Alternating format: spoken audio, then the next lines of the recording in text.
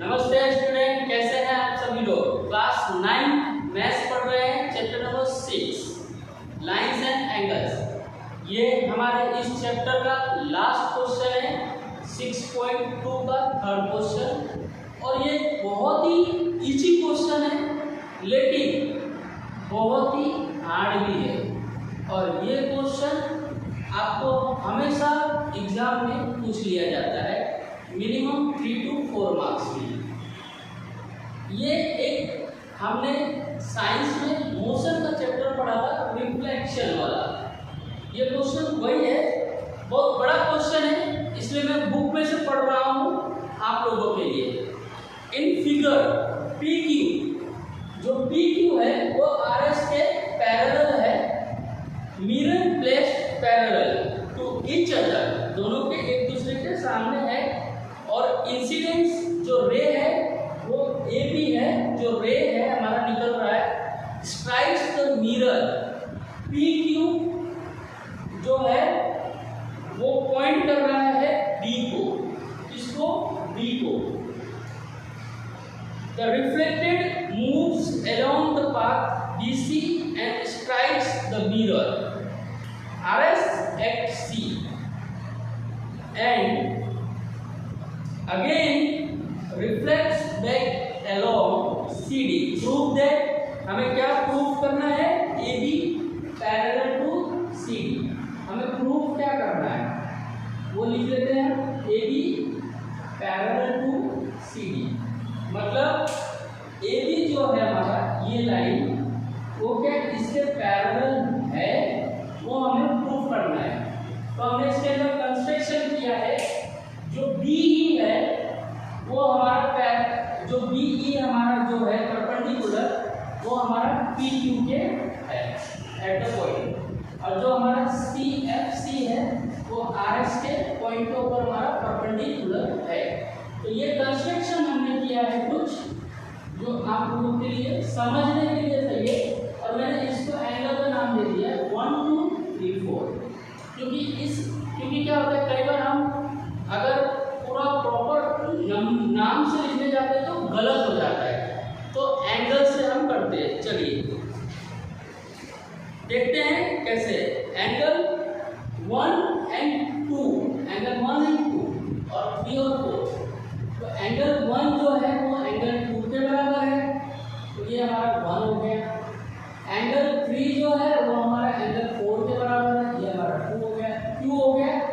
Angle incidence, angle incidence इधर हम लिखेंगे angles incidence, angle incidence is equal to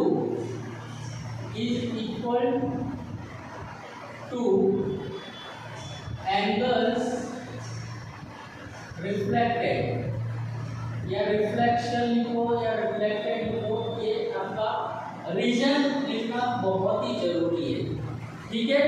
अब जो BC है, ठीक है, जो BC है वो पैरेलल, सॉरी BE जो पैरेलल है वो FC के है, ठीक है। अब हम क्या कर सकते हैं, इसको 1 2 दे दिया, ठीक है। तो ये अब ये हमारा 3 और 2 एंगल बन रहा है ना, तो angle 2 equal to angle 3 cube, ये हमारा ऑल्टरनेटिव इंटीरियर एंगल है। अगर जेड ऐसे करोगे, ठीक है, तो ये हमारा 3 है, तो ये हमारा 2 है। इस तरीके से हमारा ऑल्टरनेटिव इंटीरियर एंगल बन रहा है, ऑल्टरनेटिव इंटीरियर एंगल्स, ठीक है। 2 जो है, अब क्या करेंगे हम, इसे हम मान लेंगे 3। अब फ्रॉम 1 to 3 सबको लेंगे, फ्रॉम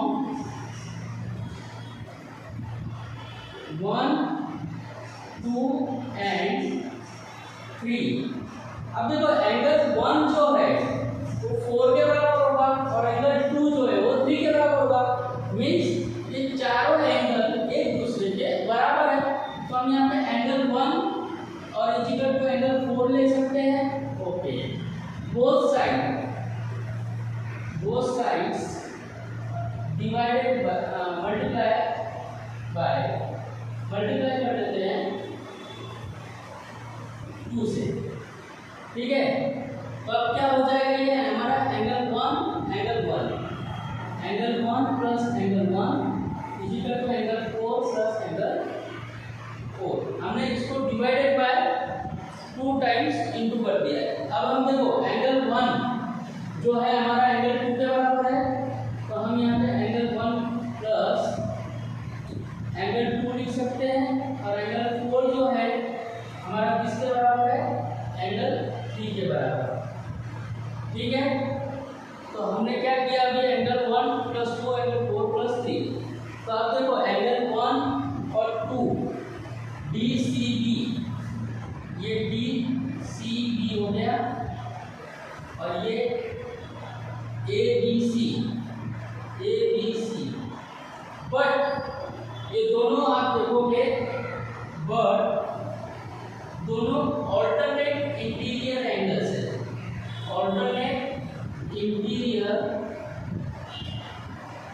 है, इसीलिए आप देखोगे AB जो है वो पैरेलल टू CD है, हेंस प्रूव।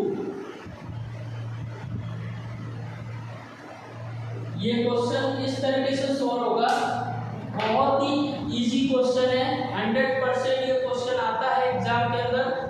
मेरे चैनल को लाइक कीजिए और सब्सक्राइब कीजिए। अब देखिए एक बार मैं आपको पूरा क्वेश्चन एक बार अच्छी तरीके से रिपीट करता हूँ। ABCD जो है हमें फाइंड करना था। AB जो है CD के पैरेलल है।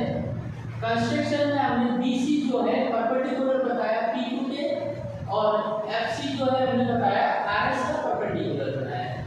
अब हमने क्या किया, एंगल 1 एंगल 2 दोनों बराबर है, एंगल 3 एंगल 4 1 एंड 2 देते हैं, angle incidence is equal to angle reflection. अब ये जो एंगल यहाँ से सूरज की किरण अगर यहाँ रिफ्लेक्ट करेगी तो इसका असर यहीं जाएगा, और यहाँ रिफ्लेक्ट करेगी तो इसका असर इधर जाएगा। तो ये एक दूसरे को रिफ्लेक्ट कर रहे हैं। DE पैरेलल टू FC 2 और 3 आप देखोगे मैंने यहाँ बताया है, इस तरीके से ये Z बन रहा है, ये एक दूसरे के ऑल्टरनेटिव इंटीरियर एंगल्स है। आप मेरा इंट्रोडक्शन का पार्ट 2 देखिएगा और मेरे चैनल को लाइक और सब्सक्राइब कीजिए। फ्रॉम 1 to 3 ये एंगल 1 एंगल 4 के बराबर है, दोनों साइड को हमने 2 से मल्टीप्लाई कर दिया। इसके बीच हम ये भी लिख सकते हैं यहाँ पे, ठीक है। ये करने से पहले 2 एंगल 1 और 2 एंगल 4, ठीक है। तो 2 एंगल 1 2 एंगल 4 दोनों को हमने मल्टीप्लाई कर दिया, 1 1 अलग अलग कर दिया, 1 की जगह पे 2 और 3 1 4 की जगह पे 3। क्यों? क्योंकि यहाँ पे हमने यहाँ पे लिखा है फ्रॉम 1 एंड 2, ये हम नीचे यहाँ लिख सकते हैं। और DCB आ जाएगा, 1 को हमारा क्या बन रहा है DCB और 3 को क्या बन रहा है ABC। तो वो जो ट्रायंगल दोनों है जो हमारा ऑल्टरनेटिव इंटीरियर एंगल्स में हो रहा है, तो AB जो है वो CD के पैरेलल होगा, ठीक है। ये क्वेश्चन बहुत ही इंपॉर्टेंट है, बहुत इजी है, लेकिन थोड़ा सा 2-3 बार प्रैक्टिस कीजिए, अच्छे तरीके से आपको हो जाएगा। वीक बच्चे इस क्वेश्चन को कम से कम 4 से 5 बार प्रैक्टिस कीजिए। ये एक्सरसाइज पूरा चैप्टर 6 आपको कम से कम 6 to 8 मार्क्स का क्वेश्चन आएंगे हाफ ईयरली के अंदर। और जो मैंने क्वेश्चन कराया है वो 100% ही पूछा जाता है। आप लोग हाफ ईयरली का पेपर चेक कर सकते हैं, देन आप मुझे बताइएगा। और मेरे चैनल को लाइक कीजिए और सब्सक्राइब कीजिए। धन्यवाद। और एक गुड न्यूज़ है आप सभी के लिए, अब आपके लिए क्लास 8 के वेरी इंपॉर्टेंट क्वेश्चन आने जा रहे हैं जो आपको हाफ ईयरली में मदद करेगा। तो रेडी हो जाइए क्लास 8 के बच्चे मैथ्स पढ़ने के लिए। और जो वीक बच्चे हैं वो सबसे पहले मेरे चैनल को ज्वाइन कीजिए। अगर क्लास 9 में जो है और उसका भाई या बहन है या फिर आपके आजू बाजू कोई है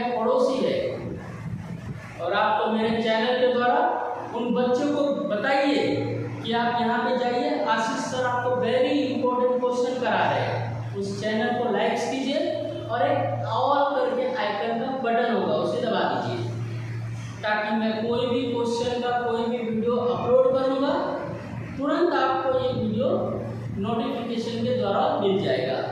और मैं कुछ मोटिवेशनल वीडियो डालता हूँ और कुछ इंटरेस्टिंग वीडियो डालता हूँ जो ये कल्चर को लेके है, तो आप घबराइएगा मत। आपको मैथ्स का तो सब्जेक्ट आपको मिलता ही रहेगा, very important question. Class 8 be ready, आपको बहुत जल्दी ये वीडियो देखने को मिलेगा। धन्यवाद।